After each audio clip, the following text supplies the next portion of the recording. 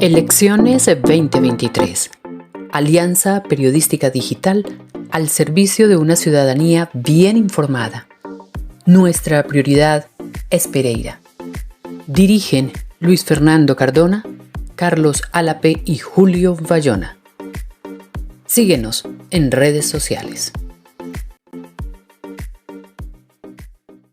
Hola, ¿qué tal? Unidos por la democracia, 3 medios periodísticos, KF News, Julio Bayona, Televisión y El Opinadero, en este ejercicio democrático, convocando, invitando a los aspirantes a la alcaldía de Pereira para que compartan sus proyectos, sus iniciativas, sus ideas y por supuesto su hoja de vida con los ciudadanos, y así ustedes tengan la forma de votar más conscientemente. Doctora Marta Alzate, ingeniera, doctora en literatura también, ¿no? Sí, buenos días. Tengo una maestría en administración y soy candidata al doctorado porque recién terminé la tesis y todavía me falta el proceso de sustentarla para poderme graduar. Bueno, una mujer aspirando a la alcaldía de Pereira. Ha habido buenos recuerdos con algunas mujeres que han gobernado la ciudad. En particular, recordemos a Marta Elena Bedoya, que lo hizo, diríamos que de una manera extraordinaria, y estamos precisamente en Victoria, en Ciudad Victoria, que es uno de los lugares pues, más emblemáticos de la ciudad, pero que nos la hace recordar a ella. A usted sí que le trae buenos recuerdos estar aquí ubicados, ¿no? Sí, claro, yo era una joven que venía de terminar la maestría que hice en administración. La doctora Marta Elena me permitió ser parte de su gabinete y empezamos a trabajar en el tema de la renovación del centro. Ya había sido reubicada la Galería Central en la alcaldía del doctor Juan Manuel Arango, pero estaba, digamos, el vacío y la posibilidad de estructurar un proyecto. Hacíamos unas reuniones con Vida y Futuro, que en ese momento pues tenía una preponderancia porque eran los tiempos post-sismo del 99, en la Universidad Tecnológica, y en algún momento llegó al gobierno un asesor a trabajar otros temas que se llama Fabio Giraldo Izaza, es un economista, miembro de la Academia Nacional de Economistas de Colombia, y él que venía de ser viceministro del Interior y de desarrollo en el gobierno de Samper, había redactado la ley 388 del 97, la ley de ordenamiento, y él nos cogió a nosotros, a mí como gerente que estaba de la empresa de renovación urbana, y junto con él y todo ese conocimiento que él tenía del ordenamiento territorial, montamos el plan parcial de renovación de Ciudad Victoria. Yo estructuré ese proyecto junto con él y junto con el equipo, también con la participación muy decidida, por supuesto, de la alcaldesa Marta Elena Bedoya y de la secretaria de Planeación de la época, la doctora Adriana Vallejo. Hicimos equipo para estructurar este proyecto.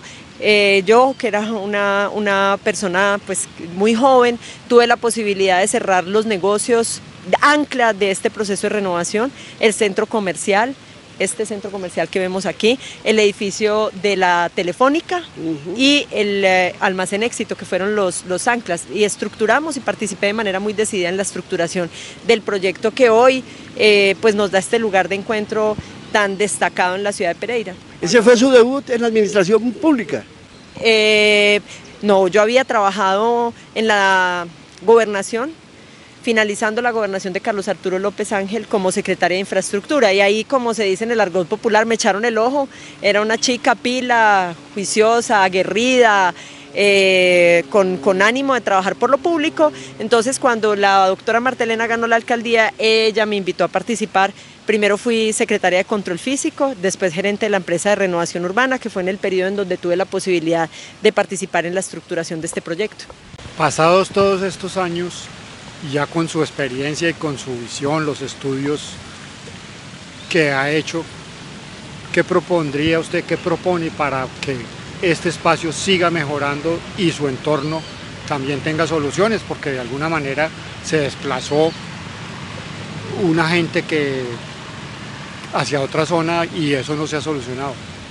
Bueno, los procesos de renovación dejan eso, las ciudades se van volviendo obsoletas y van necesitando procesos de renovación. Este era un proyecto más amplio que se quedó, digamos, a media marcha, faltó un componente muy importante que es el de la vivienda.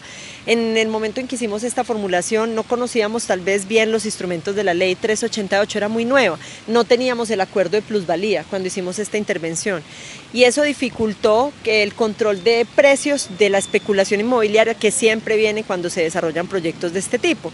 Ya después, cuando el doctor Juan Manuel Arango me llamó a ser secretaria de planeación, como secretaria de planeación tramité el acuerdo de plusvalías, que está vigente hoy en la tarifa más alta de contribución, porque uno podía escoger entre el 30, el 50 y nosotros escogimos la tarifa más alta. La contribución por plusvalías en Pereira es del 50% del mayor valor que se genera por proyectos de este tipo, por cambio de uso a uso más rentable o por infraestructura, por ejemplo. Creo que la vivienda es algo que sigue siendo una deuda para este proyecto. Creo que la vivienda es demasiado importante para el centro. Venimos de una reunión con unas personas que habitan en un apartamento en el centro de Pereira, casi en el marco de la plaza. Una de mis mejores amigas habita en el marco de la plaza y yo tengo noticias permanentes de lo que sucede en el centro. Creo que el centro es demasiado estratégico, demasiado vital para la ciudad, pero que parte de preservar ese dinamismo, ese centro conservado, que no se nos deteriore, es que haya gente que pueda habitar en el centro, y para eso hay que garantizar unas condiciones. Por eso, para responder la pregunta de Julio, diría que el proyecto de vivienda hay que tratar de hacer una realidad, todavía está pendiente, tiene un problema de especulación del valor del suelo, pero yo creo que los mismos propietarios en este tiempo, que han pasado 17, 18, 20 años, han podido reflexionar que de todas formas, si ellos no se proporcionan, pues tampoco va a pasar nada con sus predios.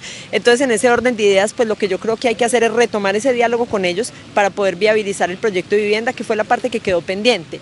Ahora, para el desplazamiento de los usos del suelo que antes estaban ubicados en esta zona y que después se desplazaron, creo que Julio me lo quiere señalar, debajo de los puentes de la Novena, por la avenida del Ferrocarril. Esa es otra zona de renovación bien importante, es la zona de Corocito y Berlín, la Comuna Oriente, que históricamente está también ahí en el radar para hacer un proceso de renovación, y creo que es muy importante que por lo menos empiecen a sentar las bases para poder desarrollar ese proyecto, porque es una zona estratégica, es la entrada de Pereira, por lo menos desde Dos Quebradas y por el sector de Manizales, y se ve muy congestionada y muy deteriorada con todos estos usos, y creo que la verdad que cualquier persona que aspira a ser alcalde de Pereira tiene que poner sus ojos ahí y por lo menos elaborar o estructurar una propuesta desde el gobierno para iniciar ese proceso de renovación. Usted ha dicho que el centro es estratégico, pero se ve caótico, en las noches se ve oscuro, inseguro. ¿Qué vamos a hacer con el centro de la ciudad de Pereira, el corazón de la ciudad? Bueno, la ciudad en general está muy oscura, porque hay un problema con el alumbrado público que hay que entrar a resolver rápidamente. Es decir, que la seguridad está muy asociada a la iluminación, y ahí tenemos un problema de mantenimiento, un problema de dotación, un problema de renovación de las luminarias, un problema de gestión del mismo alumbrado público. También hay otros temas de mantenimiento, pues veo en buena hora que las fontanas de aquí están funcionando. El otro día nos encontramos en el Parque El Lago con un obrero que maneja las fontanas, hay como 7, 8, me decía él, en toda la ciudad, y tienen muchas dificultades los obreros del municipio para mantener las fontanas y en general los parques públicos en buen estado. El Parque El Lago, por ejemplo, está en un estado muy deteriorado. Hay mucha suciedad, hay mucha basura, hay un problema con la recolección de las basuras que nos encontramos cotidianamente por donde caminamos, ya sea en el centro de la ciudad o en otros centros que tiene la ciudad, por ejemplo el subcentro de Cuba. Anoche estuvimos allá y nos tropezamos con la basura por todas partes. Entonces, sí hay cosas que tienen que funcionar, que son como del día a día de la ciudad, a las que hay que ponerle amor, cuidado, hay que protegerlas. Hay que ponerle interés, y yo creo que ahí hay unas fallas, unas deficiencias, tanto desde el punto de vista contractual de las entidades o personas de soporte que ayudan a que esto funcione adecuadamente, como también como de un menosprecio, por decirlo de alguna manera, de las importancias estratégicas que tienen estos sectores, que son determinantes para la vida y la salud de una ciudad como Pereira. ¿Qué hacer para recuperar ese civismo pereirano, que parece tener de todas maneras un teflón, porque aquí eso no se acaba por mucho palo que le demos, la gente sigue siendo pereirana y el pereirano es así? El civismo es un tema porque nosotros tenemos un relato del civismo que tiene un componente que hay que actualizar, pues para decirlo en buenos términos. Es decir, que nosotros queremos unas sociedades más democráticas, más planas, si se quiere, en su estructura social. El civismo que recordamos es el civismo de grandes gestas, donde grandes prohombres o promujeres, como le dije en estos días a Ernei, dirigían unas gestas del pueblo, y el pueblo era el que iba ya a cargar piedras, a bolear pala, etc. Yo creo que hay otro costado, sin demeritar ese, de los vínculos sociales fuertes, que es lo que podemos denominar civismo, que caracterizan a Pereira. Por donde uno voltea en esta ciudad, la gente ha boleado pala, como se dice, para pavimentar el frente de su casa, para pavimentar su andén. Es decir, que Pereira ha sido una ciudad que se ha construido colectivamente. Y uno no entiende muy bien por qué en las últimas administraciones se ha golpeado tanto esa estructura social, comunitaria, de líderes tradicionales, de presidentes de juntas, de ediles, y se ha puesto como otra estructura en la mitad entre la interlocución entre la comunidad y el administrador político de turno, el administrador público de turno, la alcaldía o los funcionarios. Yo creo que eso es un error, porque si algo caracteriza a Pereira, como ha dicho bien Julio, son sus vínculos sociales fuertes, es la participación y la posibilidad que tiene y la decisión y la determinación los pereiranos de echarse al hombro el destino de su propio territorio en la construcción de su porvenir. Creo que hay que fortalecerlo, creo que en una administración como la que aspiramos a encabezar y a gobernar esta ciudad en los próximos 4 años, hay que hacer muchas obras por autoconstrucción, hay que tener en cuenta la comunidad, no todos son contratos, no todos son contratistas, a veces los contratos solo le sirven a los contratistas y no le sirven a la ciudad. Entonces creo que aquí hay que trabajar realmente con la gente, echando mano de esas bases que siguen siendo sólidas, pero hemos golpeado mucho, Julio tiene razón, y que antes hay que reeditarlas, revivificarlas, reconocerlas, para que Pereira siga siendo esa ciudad de vínculos sociales fuertes, que en últimas es lo que nos protege de muchos males sociales contemporáneos. Doctora Marta, ¿cómo nace esta candidatura? Yo recuerdo por allá como en septiembre del año pasado, Luis García Quiroga en El Opinadero dijo que venía leyendo sus columnas recientemente y notaba como cierta inclinación, como cierta posibilidad de que usted aspirara a la alcaldía de Pereira, y luego se fraguó hasta que finalmente ya se concreta esta aspiración. ¿Cuál fue la historia de esto? Bueno, por alguna razón que desconozco, desde mi participación en la administración pública siempre he tenido como un perfil político sin siquiera proponérmelo, tal vez porque me gusta la gente, tal vez porque me intereso genuinamente por las necesidades de la gente, y eso se puede palpar, y ustedes saben, y para nadie es un secreto, que la gente que hace política tiene el olfato y sabe identificar quién tiene un perfil político. Tal vez era algo muy innato, muy intuitivo en mí. Pero pues cada tiempo tiene su momento, y los momentos personales también cuentan. En el trayecto de los últimos 17 años yo estuve dedicada, nunca estuve ajena a los temas de la ciudad, pero tuve un énfasis mayor, digamos, en la educación de mis hijos, en la crianza de mis hijos. A ellos también había que dedicarles tiempo, sobre todo cuando eran pequeños. Entonces yo cambié un poco los énfasis sin nunca desconectarme de lo que tenía que ver con los proyectos de ciudad, de región. Fui columnista muchos años, por lo menos 7, 8 años, en la tarde, en el diario. Después creé La Cebra que Habla, que es un medio virtual de periodismo de historias, donde seguimos recorriendo la ciudad. Yo me seguí interesando por estos asuntos, y el tema político estaba ahí latente, pero creo pues que los momentos personales, el mío en particular, es un momento propicio ahorita para esta candidatura desde lo personal. Tienen que coincidir con los momentos de afuera, con los momentos del panorama político, con lo que llaman el análisis del entorno, y creo que realmente en esta elección han coincidido esos dos momentos, y creo que es el momento para esta postulación. Uno de los temas fundamentales que se plantean en las campañas es la recuperación del agro. Aparte de vías terciarias, ¿usted estaría, por ejemplo, de acuerdo en retomar, en implementar nuevamente los mercados campesinos en los barrios de Pereira? Bueno, yo tuve noticia que los hicieron, porque en alguna reunión, que los hacen, porque en alguna reunión dije, es súper importante hacer esto, y me dijo, no, nosotros lo hacemos. El problema, a mi juicio, es el siguiente, que esto es un tema de hábitos de consumo, y hábito también del que ofrece los productos. Entonces, como tengo entendido que los hacen itinerantes, un fin de semana lo hacen allí, otro lo hacen allá, eso no crea hábitos de consumo. Lo que yo creo es que debemos disponer de unos espacios distribuidos en la ciudad donde la gente sepa que siempre, por decir algo, los sábados en el transcurso de la mañana hasta el mediodía, va a encontrar productos frescos de nuestros campesinos ahí, para que la gente se acostumbre a que hace las compras el fin de semana ahí, a que ahí va a encontrar productos frescos, a que ahí va a poder conversar con las personas, porque también estos mercados son un lugar de encuentro, de intercambio de la ciudadanía, y que si lo hacemos con consistencia en unos lugares seleccionados, y lo hacemos con condiciones, y lo hacemos cada 8 días, tanto el campesino sabe y se va a habituar a que tiene que llevar sus productos allá para que se los compren, como el comprador va a programar sus compras de su consumo semanal para dejar algunas, si no todas, reservadas para el fin de semana, porque va a valorar la calidad de lo que allí se ofrece, no solamente en términos de la frescura, de la trazabilidad de los productos, sino del fortalecimiento de los lazos sociales, que es de lo que venimos hablando, porque indiscutiblemente pues van a ser personas que también son pereiranos, como esa persona que va a comprar, y pueden ser, ¿por qué no?, sus amigos, En estos mercados, cuando funcionan bien, se crean muchas amistades que pueden ser de largo plazo. Usted vive en el sector de Cerritos, que ha sido considerado el mejor vividero de Pereira, pero parece que ya no lo es tanto, con la doble calzada, con la llegada de una cantidad de personas que vinieron del resto del país y que prácticamente quieren cambiar las costumbres de nuestros conciudadanos, ya no es igual. ¿Qué cambiaría usted de ese sector donde vive? Qué buena pregunta. Creo que Cerritos ha crecido de una manera poco ordenada. Cuando fui secretaria de Planeación alcanzamos a hacer un estudio que se llamaba CEOX, Zona de Planificación Occidental, y esto no fue adoptado. Estaba escrito y creo que era el momento, porque hace 17, 18 años pues el desarrollo de Cerritos era mucho más incipiente.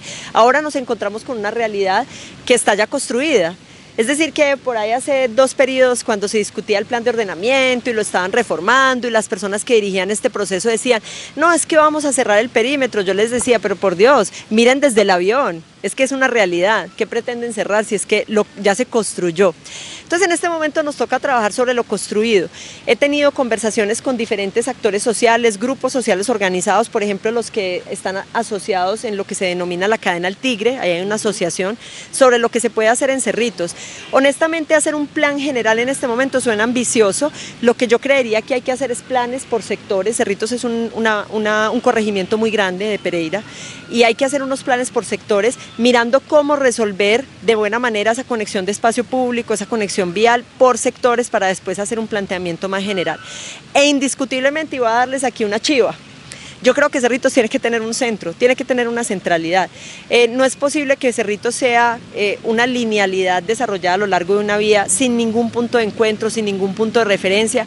Los que existen son muy precarios e incluso en esa precariedad en lo que refiere al espacio público, porque son también centros comerciales, la gente se agolpa, se aglutina, lo que nos muestra la necesidad de tener una centralidad y de desarrollar Cerritos con una planificación distinta, y en nuestro gobierno yo creo que ese va a ser uno de los propósitos fundamentales. Ya lo he discutido con las personas con las que estamos haciendo el programa, que tenemos que ponernos el reto de encontrar la forma de darle una centralidad a Cerritos.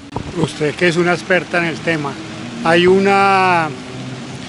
que hacer nuevas normas de uso del suelo, o simplemente hay que hacer cumplir lo que hay. Bueno, es una combinación. Yo creo que a nosotros no nos sirve seguir remendando el plan de ordenamiento que existe. Lo hemos remendado y remendado, pero resulta que el paradigma cambió.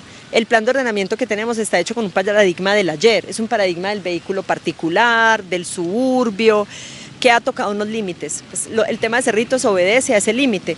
Nos hemos desarrollado en la zona de expansión, en la zona suburbana, sin consultar unos equipamientos mínimos para darle soporte a esa densidad de población, ni un sistema de transporte colectivo que de alguna manera pues facilite los intercambios en la ciudad. Yo creo que en razón a 2 cosas que son evidentes y que están ahí presentes y no se van a ir: el cambio climático y un poco los límites que ha tocado la globalización como modelo. Nosotros tenemos que repensar toda la ocupación del territorio. Nos toca hacer otro modelo, el modelo de aquí para los próximos 25 años, dejar de seguir tratando de acomodar la realidad al modelo del ayer. Eso en cuanto a las normas, pero obviamente, Julio, tú tienes razón, el cumplimiento de las normas es esencial. Yo fui directora de control físico, el control físico está desmantelado en Pereira. La gente que cumple las normas las cumple porque quiere, porque realmente aquí hay muy poco control y no sirve de nada, absolutamente de nada, tener una ciudad maravillosa como lo es en los planos del POT, por decir algo. Pereira es maravillosa, y a la hora de la ejecución no dejamos las calzadas del servicio, no dejamos los andenes, nos comemos el espacio público porque no hay una autoridad que esté regulando el cumplimiento de las normas. Si tú eres desarrollador urbano, tú te puedes acercar a la curaduría y en planos tu proyecto cumple con todo. ¿Quién está verificando? Y no es función del curador que en la realidad tú estés construyendo como obedece a la licencia de la autorización que te dieron. Solo la autoridad de control urbano, en asocio con las inspecciones de policía y todas las entidades del Estado dedicadas a esta vigilancia, fortaleciendo ese tema, pueden garantizar que Pereira se construya como debe ser. Bueno, ¿y qué podemos hacer, perdón Luis Fernando, qué podemos hacer para que no pasen cosas como las de Corales, un barrio tradicional, buenas casas, o el mismo Maraya, donde ya una casa de residencia no vale nada porque todos son negocios y ni siquiera se puede transitar porque al lado y lado hay carros parqueados. ¿Cómo se puede recuperar o evitar al menos que eso suceda? Ahí debe haber mucha ilegalidad, honestamente lo digo, porque los barrios residenciales pueden tener una mezcla de usos, pero debe ser muy regulada. Ahora, yo no me opongo a la mezcla de usos, yo creo que en ese nuevo concepto de ordenamiento territorial, de ocupación del territorio, lo que tenemos es que crear, voy a tratar de decirlo como con una figura, ciudades dentro de las ciudades que funcionen de alguna manera autónomamente para regular también los intercambios del transporte. Uno de los principales problemas que tenemos es la movilidad, pero yo les voy a preguntar a ustedes dos, ¿cuál es el mejor viaje en la ciudad? El mejor viaje en una ciudad es el que no se hace, porque el transporte nos demanda demasiados recursos, contamina demasiado tiempo. Entonces nosotros, obedeciendo a este nuevo planteamiento contemporáneo del urbanismo y del ordenamiento territorial, lo que tenemos es que empezar a pensar ciudades que sean más autónomas en un rango de acción, en donde la gente puede ir a hacer sus compras a pie o en bicicleta, en donde tenga muchos servicios de soporte en cercanía y que los viajes que obligatoriamente tenga que hacer por estudio o por trabajo, porque pues, van a ser inevitables de alguna manera, se puedan hacer en un sistema robusto de transporte público. Yo sé que a la gente le encantan las vías, estamos muy habituados al esquema del vehículo particular propulsado por combustibles fósiles como única alternativa de transporte, pero no es para allá, pero sí hay que pensarlo ya.